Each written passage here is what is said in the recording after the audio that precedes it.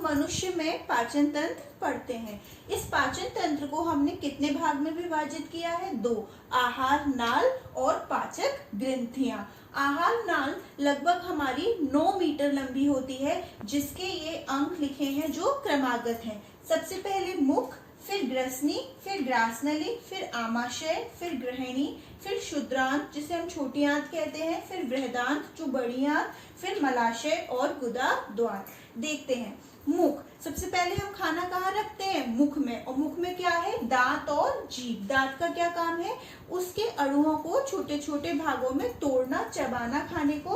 और जीभ क्या करती है? श्लेष्मा निकालती है, जिससे कि हमारा जो खाना है वो चिकना लसदार बन सके। उसके बाद ग्रसनी, ये हमारा यहाँ पे हवा भी आ रही होती है नाक से और भोजन भी जा रहा होता है। कॉमन पैसेज है ये भोजन और हवा के लिए। उसके बाद ग्रासनली जो लगभग 25 सेंटीमीटर लंबी है। यहाँ पर कोई एंजाइम नहीं मिलता, इसलिए यहाँ पर भोजन का कोई पाचन नहीं होता। उसके बाद आमाशय, जिसे हम आम भाषा में पेट कहते हैं, जो एक बिल्कुल थैलेनुमा संरचना होती है और यहाँ पर हमारा भोजन लगभग 3 से 4 घंटे तक रहता है। इसीलिए हम कहते हैं हमारा पेट भर गया, क्योंकि भोजन यहीं रहता है। और जैसे एक वॉशिंग मशीन में कपड़े चलते हैं, उसी तरीके से यहाँ पे भोजन हमारा मथता रहता है। उसके बाद ग्रहणी। ग्रहणी अगर कहा जाए तो छोटी आंत यानी कि क्षुद्रांत का ही भाग है। ये हमारी छोटी आंत के 3 भाग होते हैं, एक ये और एक ये और एक ये। आप देख रहे होंगे इसका व्यास थोड़ा मोटा है, फिर इसका इससे कम और इसका सबसे कम। नाम क्षुद्रांत, छोटी आंत। नाम सुनने पर लगता है कि ये सबसे छोटा पार्ट होगा हमारे आहार नाल का, लेकिन ऐसा नहीं है। बस इसका नाम इसलिए छोटी आंत है क्योंकि इसका व्यास काफी छोटा है, जबकि ये आहार नाल का सबसे लंबा भाग है। उसके बाद हमारा बृहदांत यानी बड़ी आंत, और इसका जो हमारा व्यास है वो ज्यादा बड़ा है, इसलिए इसको हम कहते हैं बड़ी आंत। फिर हमारा मलाशय, जहाँ पर हमारा अपचित भोज्य पदार्थ क्या रहता है? एकत्रित रहता है। और फिर क्या है? गुदा द्वार, जहाँ वो उससे बाहर निकाल दिया जाता है। और पाचक ग्रंथियों में हम 5 ग्रंथियां पढ़ेंगे। सबसे पहले लार ग्रंथि, जठर ग्रंथि, फिर यकृत, फिर अग्न्याशय और आखिर में क्षुद्रांत ग्रंथि। अब आप पाचन को ठीक से सचित्र समझिए, उसके बाद मैं इसके आपको नोट्स लिखाती हूँ। सबसे पहले हमारा भोजन हमारा कहाँ गया? मुख में। और मुख में हमारे भोजन से किसकी मुलाकात हुई? लार ग्रंथि, जहां से कौन सा रस निकला? हमारा निकली लार। उस लार में हमारा जल होता है, श्लेष्मा होता है और एक एंजाइम होता है। मैं आपको बता चुकी हूँ, क्योंकि पाचन में क्या सहायता करते हैं? एंजाइम। और वो हमारे इसमें कौन सा एंजाइम पाया जाता है? टाइलिन, जो हमारे भोज्य पदार्थ कार्बोहाइड्रेट को उसके छोटे तत्व में तोड़ देता है। आप ऐसे समझिए कि हमारे भोज्य में 3 पदार्थ मुख्य होते हैं, आप सभी जानते हैं, कार्बोहाइड्रेट, प्रोटीन और वसा। अगर हमारी थाली में दाल है, चावल है और रोटी है, चावल और रोटी हमारे क्या हो गए? उसमें कार्बोहाइड्रेट। दाल हमारी क्या है? प्रोटीन। और जो उसमें हमने घी का तड़का लगाया वो एक तरीके से क्या है? वसा। तो मुख में केवल किसका पाचन हुआ? हमारा कार्बोहाइड्रेट का। अब हमारा भोजन कहाँ जाएगा? ग्रसनी। ग्रसनी से होते हुए कहाँ जाएगा? ग्रासनली। लेकिन ग्रासनली में पाचन नहीं होता, क्योंकि यहाँ पर कोई एंजाइम उपस्थित नहीं होता। अब हमारा भोजन यहाँ से आते आते कहाँ आ गया? हमारा आमाशय में। अब आमाशय में क्या होता है? जठर ग्रंथियां। बहुत सारी जठर ग्रंथियां होती हैं, जिनसे निकलता है हमारा जल भी होता है, जिसमें 99% और हमारा श्लेष्मा भी होता है और HCl अम्ल होता है, इसीलिए पेट में एसिडिटी बनती है। और उस अम्ल का कार्य क्या है? आमाशय के माध्यम को अम्लीय बनाना, और अगर कोई जीवाणु भोजन के साथ अंदर आ गया है तो उसका भक्षण करना, उसे मारना। और साथ ही यहाँ जो एंजाइम निकलता है वो कौन सा है? आपका पेप्सिन, जो किसमें सहायता करता है? प्रोटीन के पाचन में। क्योंकि देखिए अभी आपका केवल जो कार्बोहाइड्रेट था, रोटी और चावल, उसका पाचन शुरू हुआ था। अभी दाल वैसी ही थी, क्योंकि दाल में क्या है? प्रोटीन। तो उसका पाचन हमारा कहाँ शुरू होगा? आमाशय। आप सरलता से इस तरीके से याद कर सकते हैं, PP पेप्सिन, और प्रोटीन। प्रोटीन का पाचन किसने किया? पैप्सिन ने। अब आमाशय से हमारा भोजन कहाँ आ गया? ग्रहणी। ग्रहणी में यहाँ पर दो नलियां हैं, एक तो अग्न्याशय रस निकलता है और यहाँ से यकृत का पित्त रस। सबसे पहले यहाँ पित्त रस आता है, यकृत पित्त रस को बनाता है और पित्ताशय में जाके हमारा पित्त रस एकत्र हो जाता है। जैसे ही हमारा यकृत से पित्त रस यहाँ पे आता है, पित्त रस किसमें सहायता करता है? हमारा वसा का पायसीकरण, यानी वसा के जो अणु हैं उनको छोटे छोटे अणुओं में टूटता है। ये बहुत इंपॉर्टेंट क्वेश्चन है। पित्त रस में कोई एंजाइम नहीं है, उसके बाद भी वो हमारा पाचन में सहायता करता है, क्योंकि वो क्या कर रहा होता है? वसा का पायसीकरण। उसके बाद अग्न्याशय रस निकलता है और अग्न्याशय रस में कितने एंजाइम होते हैं? 3 एंजाइम होते हैं जो कार्बोहाइड्रेट, प्रोटीन और हमारे वसा का एक तरीके से पूर्ण पाचन कर देते हैं, अगर अभी भी वो सबसे छोटे अणुओं में नहीं टूटे हैं तो।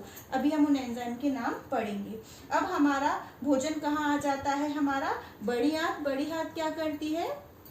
उसको हमारा उसमें से जो हमारा एक्स्ट्रा कहीं शरीर से बाहर जल ना निकल जाए उसको अवशोषित कर देती है और फिर यहाँ मलाशय में जो अपचित भोजन होता है वो यहाँ एकत्र हो जाता है और फिर गुदा द्वार से वो बाहर निकल जाता है। ये जो आपको डायफ्राम दिख रहा है, इसका कार्य क्या है? ये हमारी वक्ष गुहा और उदर गुहा दोनों में एक तरीके से सेपरेशन का काम कर रही है। बता रही है कि ऊपर क्या है? हमारी वक्ष गुहा और नीचे क्या है? हमारी उदर गुहा।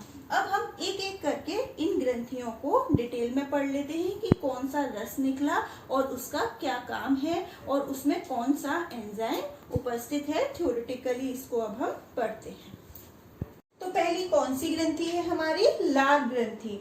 हमारे मुख में कितनी जोड़ी लार ग्रंथियां मिलती है? 3 जोड़ी, और जिससे क्या निकलता है? लार निकलती है और जिसमें निम्न पदार्थ होते हैं, जल तथा श्लेष्मा और एक एंजाइम होता है, कौन सा?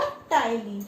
जल और श्लेष्मा क्या करता है? हमारे भोजन को लसदार तथा गीला बनाता है, जिससे भोजन आसानी से हमारे आहार नाल में प्रवेश कर सके। और मैं बता चुकी थी जैसे कि टाइलिन हमारा एंजाइम किस पे कार्य करता है?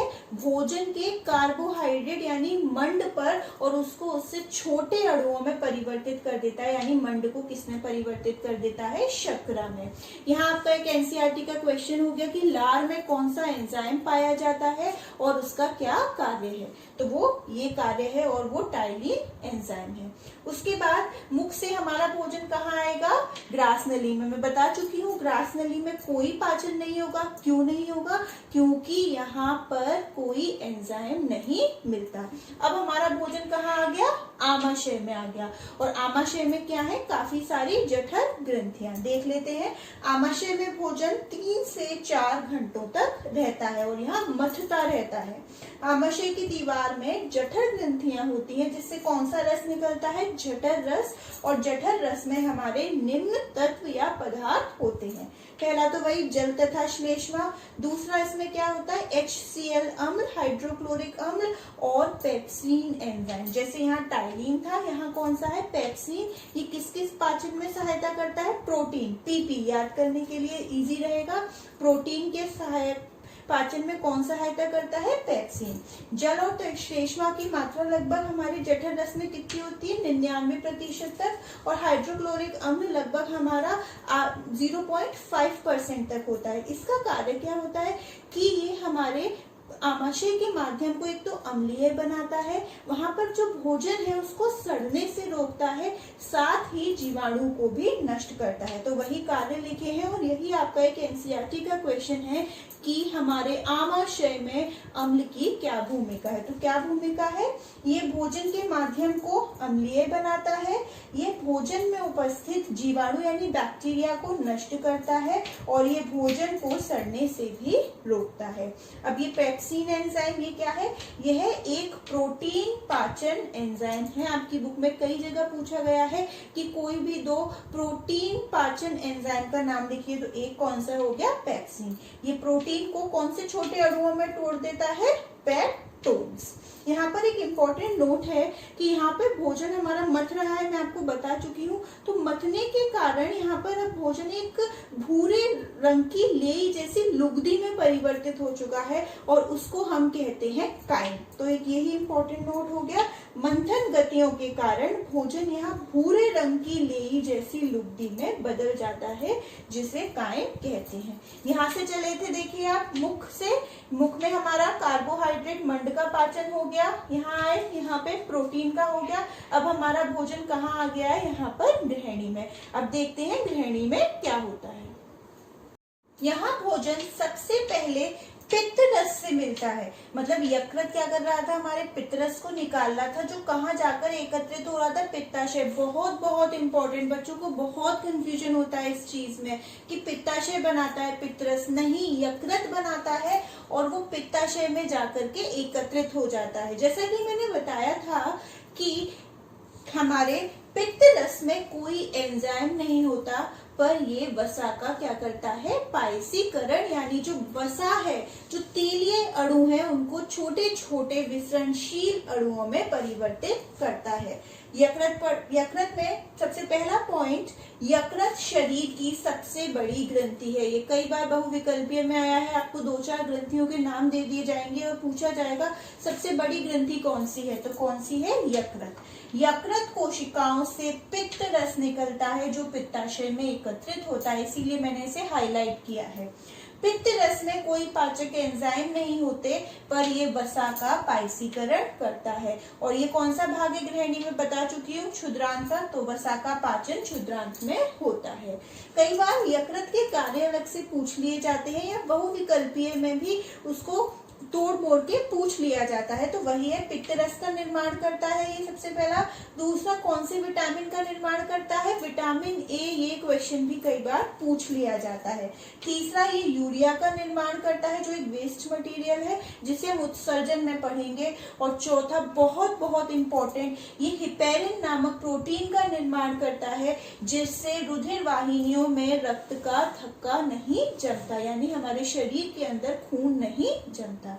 तो हमारा भोजन अभी यहाँ पे था, यकृत ने क्या निकाला, पित्त रस, जिसने उसके वसा पर उसका क्या किया, पायसीकरण, छोटे अणुओं में तोड़ दिया।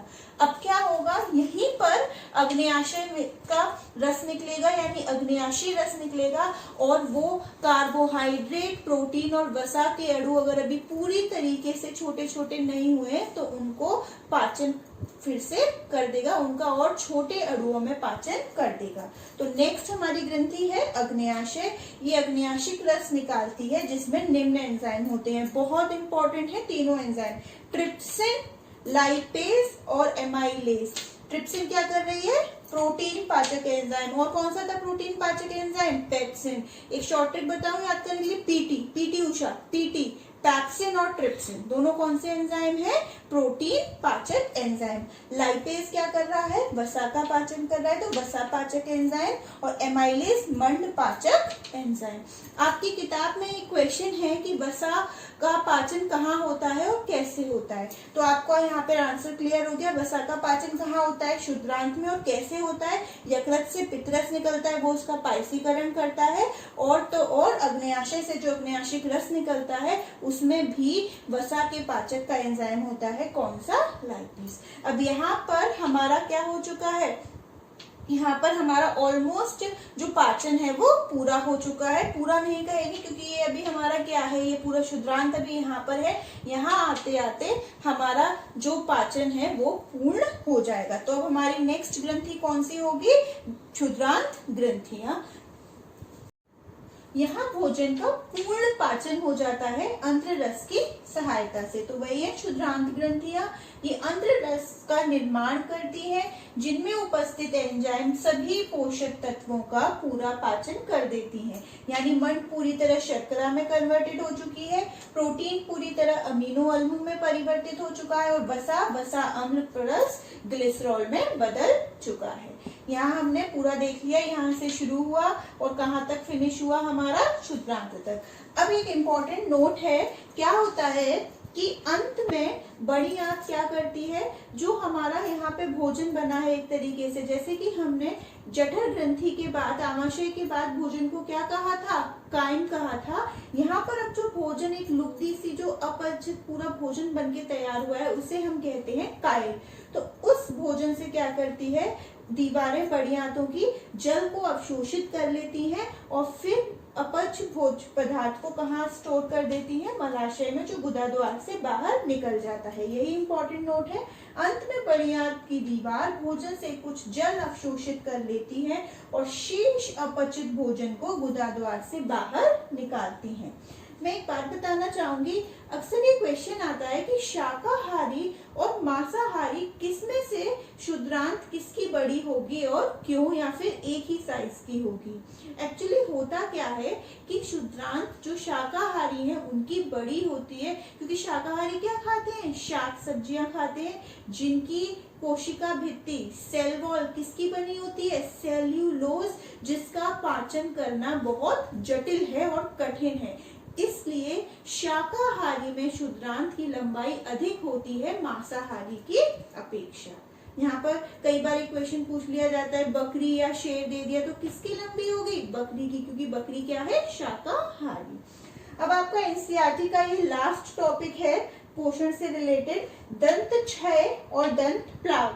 नाम से ही पता चल रहा है दांत के बारे में है कुछ। दंत क्षय यानी एक तरीके से दांतों का खराब होना, क्षय होना। और ये क्षय कब होते हैं, जब हमने मीठा खा लिया और हमने टूथब्रश नहीं किया, क्योंकि उस पर क्या हुआ, जीवाणु ने क्रिया किया और क्या बना दिया, अम्ल, जिससे हमारे दांत का इनेवल क्या हो गया, मृदु हो गया, मृत हो गया या फिर क्षय हो गया। यही है दंत क्षय। जब जीवाणु शर्करा पर क्रिया करके अम्ल बनाते हैं तब दांत का इनेमल क्षय हो जाता है, इसे ही दंत क्षय कहते हैं। दंत प्लाक, वो जो उसके पश्चात पीली सी परत जम जाती है, कहते हैं तेरे दांत बहुत पीले हैं, तो वो जो पीली परत पड़ी है उसको हमने क्या कहा है, दंत प्लाक। और इससे हम बचने के लिए क्या कर सकते हैं, अपने दांतों की नियमित सफाई, खासकर भोज्य पदार्थ के बाद हमें अपने दांतों को टूथब्रश से साफ करना चाहिए, जिससे कि कोई भी भोजन का कण वहां ना रह पाए। तो जीवाणु खाद्य कणों के साथ मिलकर दांतों पर चिपककर दंत प्लाक बना देते हैं, जो दांत को ढक लेता है। और इससे बचने के लिए हमें भोजन के उपरांत ठीक से दांतों में ब्रश करना चाहिए। तो यहाँ पर हमने हमारा पहला जैव प्रक्रम पोषण पूरी तरीके से खत्म कर लिया है। पादप से शुरुआत करके जंतु तक का पढ़ लिया। अब हम अपना नेक्स्ट जैव प्रक्रम श्वसन की शुरुआत करते हैं। श्वसन से पहले हमें श्वासोच्छ्वास मतलब सांस लेना समझना होगा। जो हम सिर्फ ऑक्सीजन लेते हैं शुद्ध वायु को और जो कार्बन डाइऑक्साइड निकालते हैं, वो प्रक्रिया क्या कहलाती है, श्वासोच्छ्वास। और श्वसन में क्या होता है, सांस लेने के साथ साथ हम जो भोजन खाते हैं उसका क्या होता है, ऑक्सीकरण, जिससे क्या मिलती है हमें, ऊर्जा। तो श्वासोच्छ्वास क्या है, किसी जीवधारी द्वारा वायु से ऑक्सीजन प्राप्त करने तथा कार्बन डाइऑक्साइड मुक्त करने की प्रक्रिया को श्वासोच्छ्वास कहते हैं। और जबकि श्वसन एक जटिल प्रक्रिया है, कॉम्प्लिकेटेड प्रोसेस है ये, जिसके अंतर्गत श्वासोच्छ्वास के साथ साथ ग्लूकोज का ऑक्सीकरण होता है, वह साथ ही एटीपी के रूप में ऊर्जा मुक्त होती है। ग्लूकोज का सूत्र आप तब पढ़ चुके थे जब आपने प्रकाश संश्लेषण पढ़ा था कि ये 6 कार्बन का अणु है और एटीपी की फुल फॉर्म क्या है, एडिनोसिन ट्राइफॉस्फेट। ये एक ऊर्जा का अणु है, ऊर्जा का वाहक है। कई बार दोनों का अंतर पूछ लिया जाता है, तो पहला अंतर तो इसकी परिभाषा में ही हो गया। एक अंतर, इसमें किसी एंजाइम की आवश्यकता नहीं पड़ती, जबकि इसमें एंजाइम की आवश्यकता पड़ती है। यहाँ कोई ऊर्जा मुक्त नहीं हो रही, यहाँ ऊर्जा मुक्त हो रही है। जिस प्रकार प्रकाश संश्लेषण की अभिक्रिया लिखना इंपॉर्टेंट है, उसी प्रकार श्वसन के साथ उसकी अभिक्रिया लिखना भी बहुत इंपॉर्टेंट है। ग्लूकोज, उसका ऑक्सीकरण हुआ और क्या बन गया, कार्बन डाइऑक्साइड, और क्या बन गया हमारा जल, और हमारा क्या निकली बहुत ज्यादा मात्रा में ऊर्जा। यहाँ पे आप रिकॉल कीजिए, ऊर्जा के निकलने की अभिक्रिया कैसी होती थी, ऊष्माक्षेपी, और प्रकाश संश्लेषण कैसी अभिक्रिया थी, ऊष्माशोषी। एक सामान्य मनुष्य की श्वसन की दर क्या होती है, 24 14 से 18 पर मिनट, यानी 1 मिनट में वो लगभग 14 से 18 बार वो सांस लेता है। लेकिन एक क्वेश्चन आता है कि जलीय जीवों में श्वसन की दर स्थलीय जीवों की अपेक्षा कम या ज्यादा कैसी होती है और क्यों होती है। देखिए समझिए, हम स्थलीय जीव है, हमारे आसपास वायुमंडलीय ऑक्सीजन है, जबकि जलीय जीव कहाँ रहते हैं, जल में, यानी कि वो घुलित ऑक्सीजन लेते हैं जिसमें ऑक्सीजन की मात्रा कम होती है। इसीलिए जलीय जीव की श्वसन दर हमारी अपेक्षा कैसी होती है, काफी तेज होती है। यही आपका इंपॉर्टेंट नोट है। पहले नोट नंबर 2 देख लेते हैं। जलीय जीवों की श्वास दर स्थलीय जीवों की अपेक्षा अधिक तेज होती है क्योंकि स्थलीय जीव वायुमंडलीय ऑक्सीजन लेते हैं, जबकि जलीय जीव जल में घुलित ऑक्सीजन लेते हैं जिसमें ऑक्सीजन की मात्रा कम होती है। यहाँ आपका एनसीईआरटी का एक क्वेश्चन कवर हो गया। अब एक क्वेश्चन और आता है, ऑक्सीजन और CO2 का परिवहन एक तरीके से कैसा हो रहा है, विसरण की मदद से, कि जहां पर ज्यादा उसकी सांद्रता है वो कम सांद्रता वाली जगह पे चली जाती है। लेकिन जो बहुकोशिकीय जीव होते हैं उनमें केवल और केवल विसरण पर्याप्त नहीं है कि श्वसन पूरा हो सके। तो इसके लिए क्यों पर्याप्त नहीं है, क्योंकि बहुकोशिकीय जीवों की एक तो जैसे जैसे आकार बढ़ता जाता है, शरीर की जटिलता बढ़ती जाती है और सारी जो कोशिकाएं होती हैं वो कभी भी वायुमंडल के सीधे संपर्क में नहीं होती। तो बहुकोशिकीय जीवों में ऑक्सीजन की आवश्यकता पूरी करने में विसरण अपर्याप्त है, क्योंकि बहुकोशिकीय जीवों में समस्त कोशिकाएं वातावरण के सीधे संपर्क में नहीं होती। यहाँ भी आपका एनसीईआरटी का क्वेश्चन कवर हो गया। अब कई बार पूछ लिया जाता है श्वसन और प्रकाश संश्लेषण में अंतर लिखिए, तो शायद आप यहाँ देखिए तो आपको बिल्कुल समझ आ गया होगा। श्वसन कैसी अभिक्रिया है, ऊष्माक्षेपी, जबकि वो कैसी अभिक्रिया है, ऊष्मा शोषी। दोनों का पहला अंतर आप उसकी परिभाषा पे दे देंगे। यहाँ ग्लूकोज और ऑक्सीजन किसका कार्य कर रहे हैं, अभिकारक का, और जबकि प्रकाश संश्लेषण में ये दोनों क्या बन जा रहे थे, उत्पाद। और यहाँ पर उत्पाद क्या बन रहे हैं, कार्बन डाइऑक्साइड और जल, और प्रकाश संश्लेषण में ये क्या बन रहे थे, हमारे अभिकारक। श्वसन के बिना कोई भी जीव ज्यादा देर तक जीवित नहीं रह सकता, जबकि प्रकाश संश्लेषण के बिना एक पौधा कुछ दिन तक जीवित रह सकता है। तो यही कुछ इसके अंतर हो गए, किसके, श्वसन और प्रकाश संश्लेषण के। अब एक अंतर और है जो मैं आपको ओरली बताना चाहूंगी, श्वसन और दहन में अंतर क्या होता है। पहली बात तो ये कि हमने सोचा भी कैसे कि हम श्वसन का तुलना हम दहन से करेंगे। तो आप देखिए, श्वसन में भी ऊर्जा मुक्त हो रही है और दहन में भी तो ऊर्जा या ऊष्मा के रूप में मुक्त हो रही है, क्योंकि वो क्या है, हमारी दोनों ही अभिक्रिया ऊष्मा क्षेपी है। बस अंतर क्या है कि श्वसन में एंजाइम की आवश्यकता होती है और ये जीवों में पाई जाती है, जबकि वो कैसी है, हमारा दहन एक भौतिक वातावरण में संपन्न होती है। दहन में जो ऊर्जा है वो एक साथ मुक्त हो जाती है। कोई चीज आपने लकड़ी की जलाई, एकदम से ऊर्जा निकल गई जल के, और जबकि श्वसन में ऊर्जा कई चरणों में निकलती है, वो अभी हम आगे पढ़ेंगे। जबकि एक मुख्य अंतर ये भी हो गया कि हमारे दहन में ऊर्जा किस रूप में निकलती है, ऊष्मा के रूप में या प्रकाश के रूप में, और जबकि श्वसन में हमारी ऊर्जा किस रूप में निकल रही है, एटीपी के रूप में। अब हम इसके आगे नेक्स्ट लेक्चर में अपना कंटिन्यू करेंगे।